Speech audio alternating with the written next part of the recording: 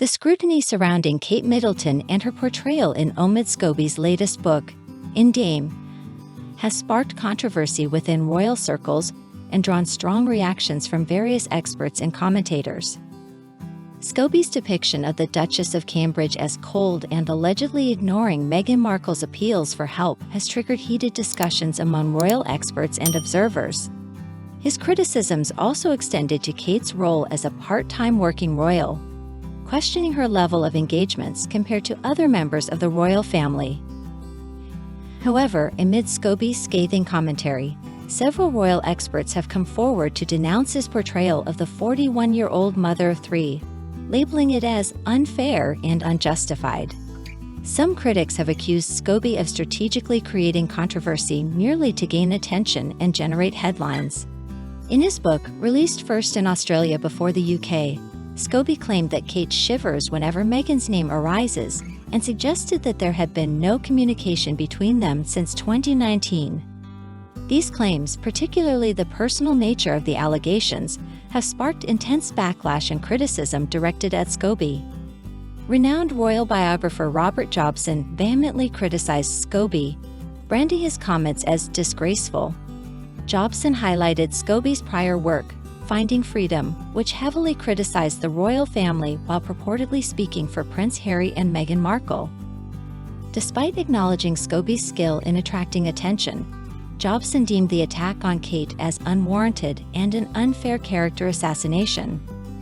Jobson emphasized Kate's dedication to her duties, her commitment to her family, and her exemplary service to the monarchy. He expressed disappointment in Scobie's choice to attack someone who has shown exemplary commitment and service to the crown. Another royal expert, Richard Fitzwilliam, weighed in, suggesting that Scobie's inclination toward sensationalism led him to target Princess Kate to garner attention. Fitzwilliam highlighted Scobie's purported position as an unofficial spokesperson for the Sussexes and criticized his understanding of the monarchy's workings and the role of the Wallaces, noting their balanced approach between royal obligations and family life. Scobie's critique of Kate's workload, implying she had no plans to increase it for a significant duration, drew ire from commentators. The palace's ongoing review of royal patronages was contrasted with previous generations' attachment to numerous institutions, showcasing the Wells' deliberate selection of causes they support passionately.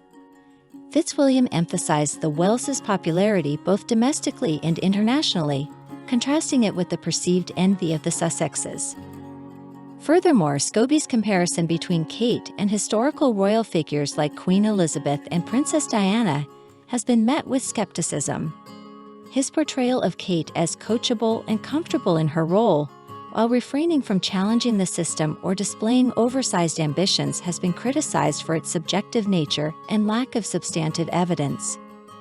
The extensive criticism revolves around Scobie's portrayal of Kate Middleton as a royal figure and his alleged motives for targeting her.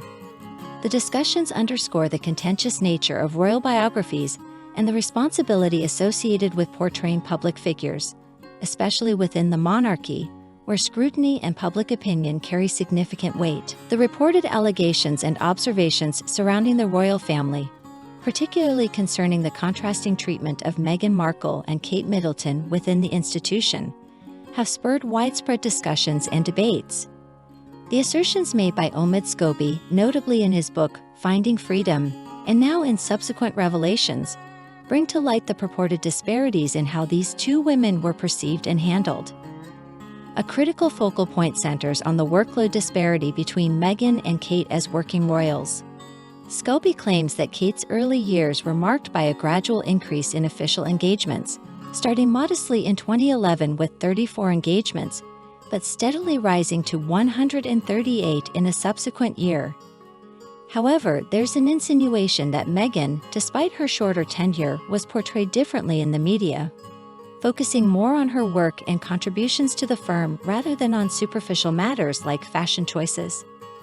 Scobie's depiction emphasizes Meghan as a proactive, modern royal with leadership qualities, contrasting her with Kate, who is depicted as more reserved. The suggestion that Meghan's efficiency prompted adjustments in William and Kate's approach raises questions about the dynamics and influences within the royal family. The portrayal of Kate's alleged attitude towards Meghan during her time as a working royal is contentious. Scobie asserts that despite public perceptions of Kate's amiable nature, there were instances where she reportedly paid more attention to discussing Meghan and engaging directly with her.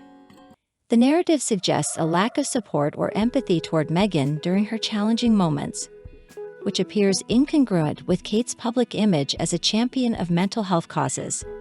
Moreover, Scobie's claims of a strained relationship between Meghan and Kate post-2019, with minimal communication between them, adds complexity to the narrative.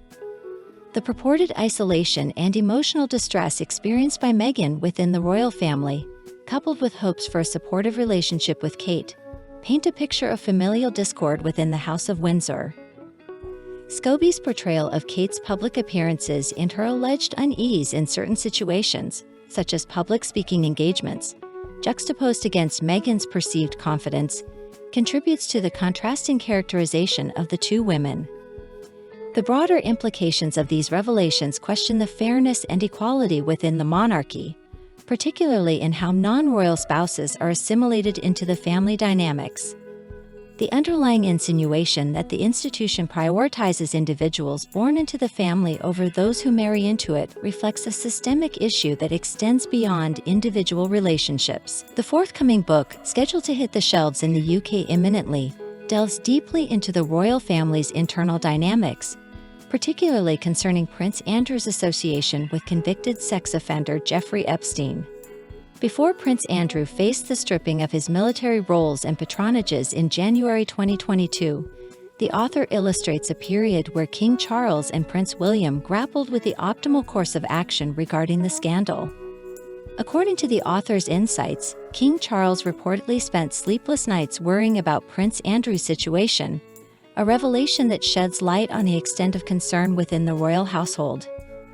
In contrast, the author portrays Prince William as feeling perplexed by his father's apparent indecisiveness. William, desiring a more decisive approach, is said to have a different leadership style, which he perceives as more capable and effective. Scobie, the author, elaborates on the differing leadership styles between Prince William and Prince Charles. While they may share similar interests, their approaches to leadership diverge significantly. An insider source revealed that Prince William presumed the Queen might show leniency toward Prince Andrew unless directly confronted with concerns. The Queen's fondness for Andrew, portrayed as someone who brought her joy and comfort, seemingly contributed to this perception. The book highlights Prince William's proactive role in orchestrating Prince Andrew's removal from official duties. Following Prince Philip's passing, William, feeling a sense of responsibility, initiated discussions with his team to address what was internally referred to as the Andrew problem. Allegedly, Prince William held a pivotal meeting with the Queen and her private secretary at Windsor Castle, deliberating for over an hour. Subsequently, the Queen contacted Prince Charles in Scotland, conveying the decision to strip Prince Andrew of his titles and responsibilities. The book describes this moment as genuinely sorrowful for the Queen, and as having a profound impact on the royal family, especially following Prince Philip's demise. Prince Andrew resigned from public duties in May 2020, and later, the Queen revoked his military titles and affiliations in 2022, marking a significant shift within the monarchy. Furthermore, the book unveils Prince William's admiration for the Queen's political neutrality, indicating his inclination to model his reign more after hers than after Charles.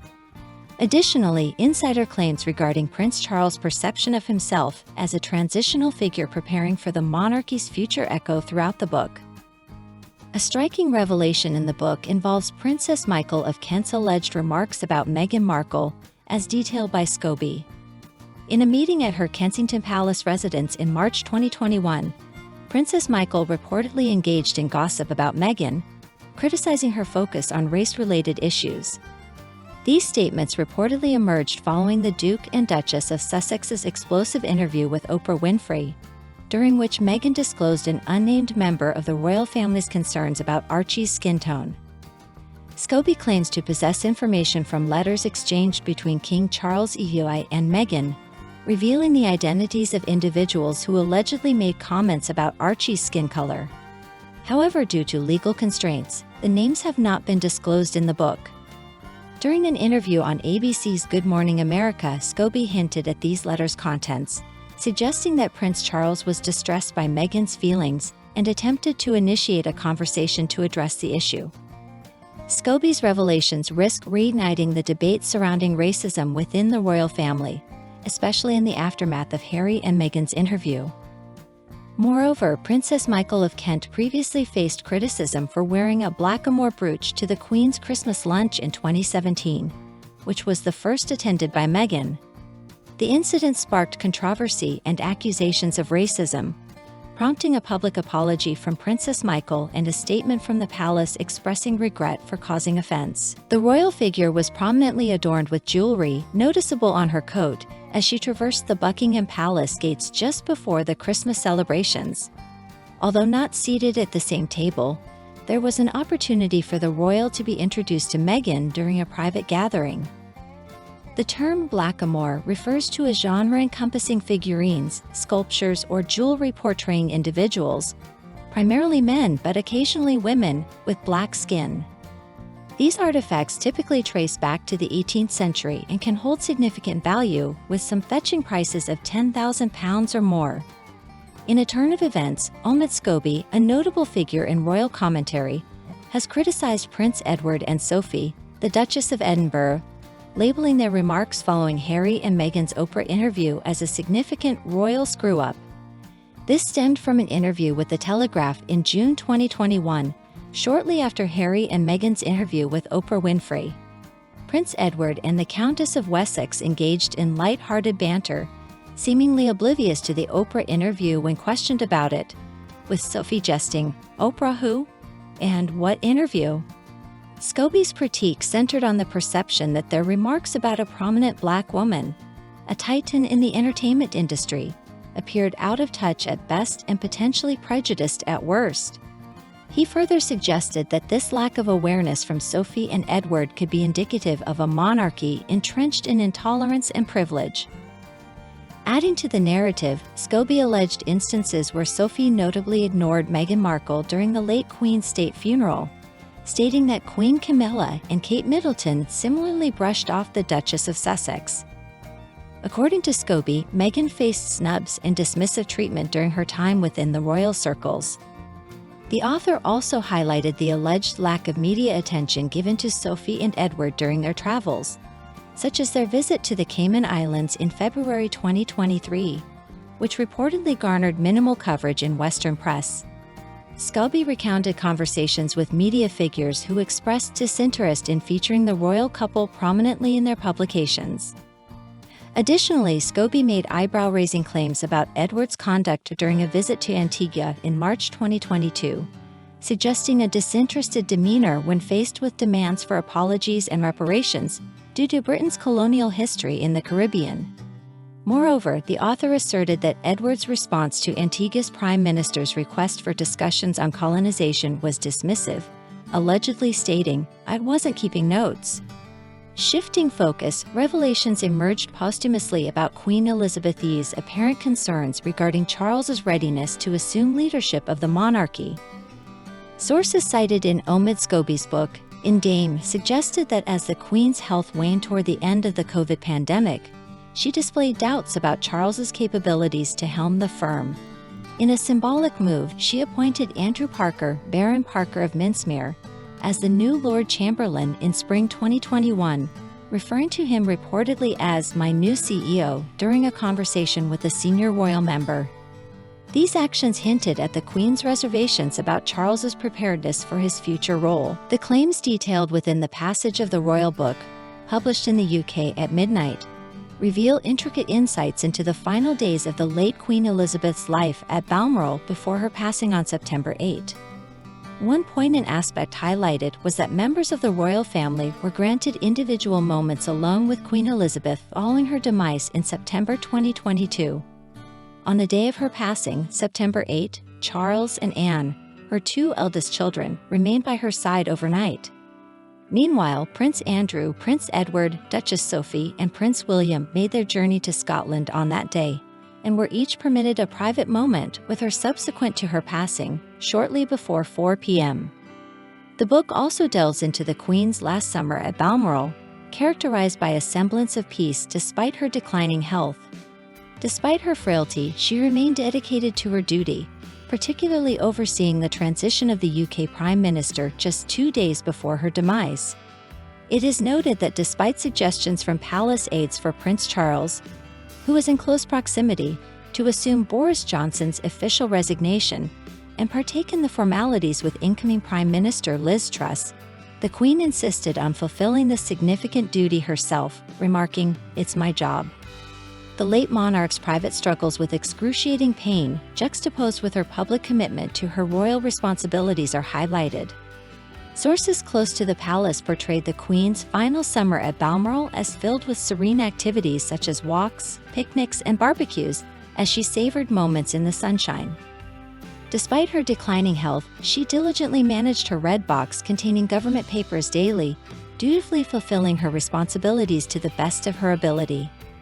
The New York Times, typically sympathetic to the Sussexes, adopts a critical stance toward Omid Scobie's latest book, In Dame.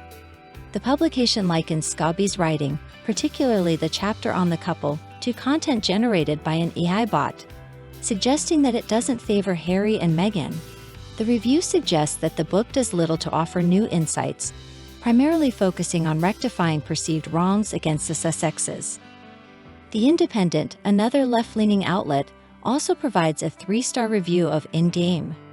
Anna Pasternak, the writer, notes Scobie's unwavering support for the Sussexes, pointing out his lack of critique toward them and his failure to hold them accountable for any actions. She expected a more critical take on Charles and Camilla, but found William to be portrayed as the real royal villain in the book. Eva Wolchover, the NYT's writer, critically assesses Scobie's dire predictions regarding the royal family's future, finding them hyperbolic.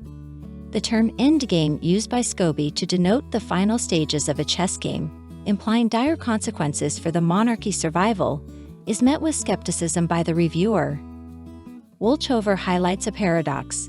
The more books like Scobie's are purchased, the more support the institution receives, despite the criticisms outlined within them. The latest revelations from Omid Scobie in an interview promoting his book, In Dame, delve into contentious topics surrounding the royal family, particularly the alleged identity of individuals who commented on Archie's skin color.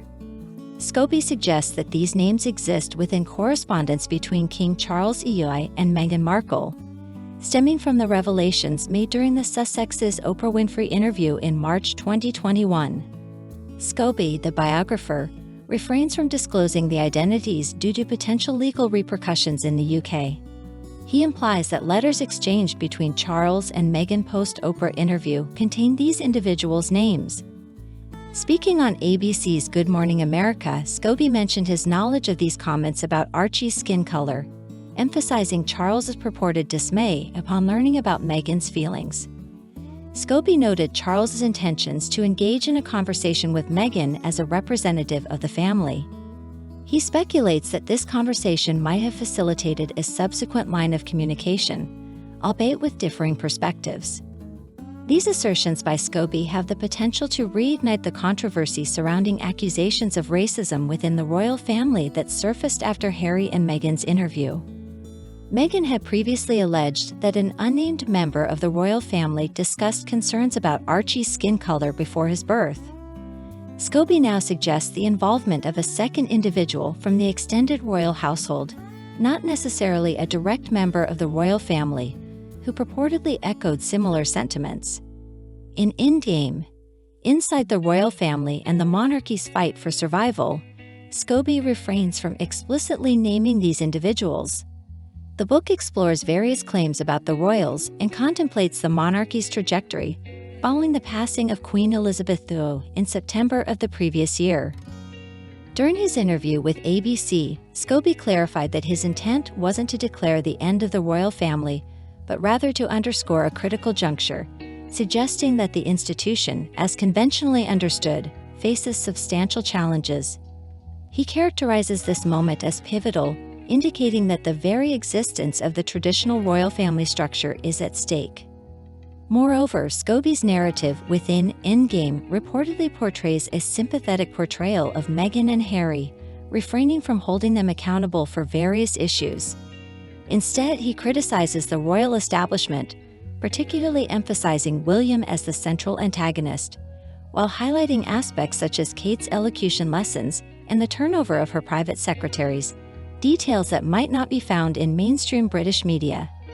Scobie anticipates skepticism and discrediting from the British press due to his portrayal of Meghan and Harry in an overwhelmingly positive light. Despite this, he critically assesses their hurried commercial deals as the only notable area of criticism. Delves into the strained relationship between Prince William and Prince Harry, highlighting instances where private information was allegedly leaked, causing irreparable damage to their brotherly bond. Scobie characterizes William as a company man, one who has embraced and embodied the royal institution with a harder demeanor, potentially exacerbating the divide between the brothers. The intricacies of communication between Harry and William, and Harry's attempts to mend the rift between them, are outlined. Scobie suggests a steady yet strained line of communication between the two, acknowledging Harry's understanding of his father's reserved nature. The complexity of these relationships is further explored through Meghan Markle's alleged contact with Scobie, checking on his well-being amid what he perceives as being caught up in a family drama. A significant revelation in Scobie's book, Endgame, unveils the correspondence between Meghan and Prince Charles regarding comments made about Archie's skin color. Scobie claims that Charles reached out to Meghan, expressing disappointment over the public revelation of their private conversation. He portrays the exchange as a respectful but serious discussion, indicating an attempt to clarify intentions and resolve misunderstandings. Furthermore, Scobie details the emotional turmoil experienced by Harry and Meghan concerning the delayed conferral of prince and princess titles upon their children, Archie and Lilibet. Allegations of discrepancies in treatment between their children and those of Prince William and Kate Middleton amplify their distress. In a poignant chapter depicting the final days of Queen Elizabeth II at Balmoral, Scobie paints a sullen picture of her passing, recounting the presence of her children and their private moments before and after her demise. This narrative of royal transitions and personal struggles is juxtaposed against the backdrop of Camilla's purported lack of relationship with Harry and Meghan, stemming from disagreements in handling public scrutiny. The book delves into the aftermath of Prince Harry's memoir, Spare, revealing Prince William's limited engagement with the content. It portrays William's rejection of Harry's attempts to set up meetings through mutual friends, underscoring the persisting rift between the brothers. Harry's expressed concerns about his nieces and nephew inheriting his Spare to the Hair experience adds a poignant layer to their strained relationship. Scobie's detailed narrative spans multiple facets of the royal family, providing insights into their personal interactions, emotional struggles, and attempts at reconciliation. These intricate layers of relationships, struggles with public perception, and attempts at understanding underscore the complex dynamics within the British monarchy. Dear friend, if you like everything new about the royal family and don't want to miss all the novelties, subscribe to our channel and like it. By doing so, you take part in our development. We work for you.